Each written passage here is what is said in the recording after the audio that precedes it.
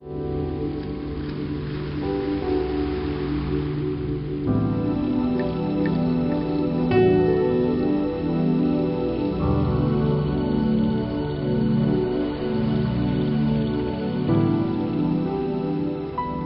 to say that Britain has never at any point really understood Central Europe. Is that it really should be able. I mean, I don't understand why not really. I mean, in the sort of, I mean, following the East of Aden and loss of empire and now devolution. I mean, this is a country that's lost its arms and legs and still doesn't know what's happening to it.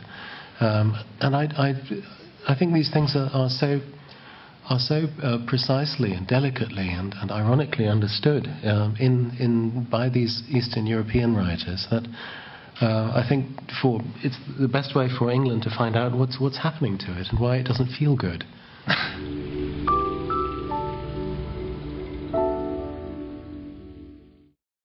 Vienna is quite superficially famous for its opera, but in fact it is feared and detested for its scandalous lavatories.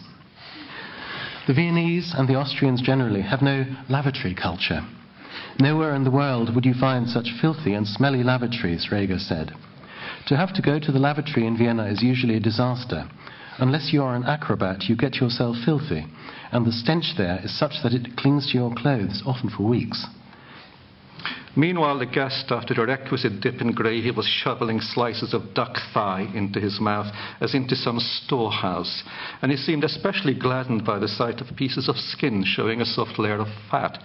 This stowing away proceeded at an accelerated pace, with only a tentative stab or two towards the red cabbage before the eater made up his mind to balance a small heap of cabbage on his knife blade and shoveled that too into his maw. The cabbage proved to be crunchy. I should have read it when I was in my late teens, so this book wasn't available because it was on blacklist, and together with books of Kundera or Hrabal and all other writers. But it's written in a manner which is kind of puffed up, but in a very entertaining sort of way. He is like Oscar Wilde, with invective in lieu of wit, and less room for self-doubt. Interesting thing about this book is that Josef Škvorecký writes it in a very different way. Like, it is not heroic story. It's written by this young guy who is in love with his sweetheart, but she loves someone else. And most of the book he moans about her. And when the idea of uprising comes up, so he thinks, well, that would be good, because she could remember me, I could really perform some kind of heroic deed. What you get with Crudy all the time is there's nothing important happens in it. People die, people fight duels, people are killed, but no major political events. The First World War doesn't turn up.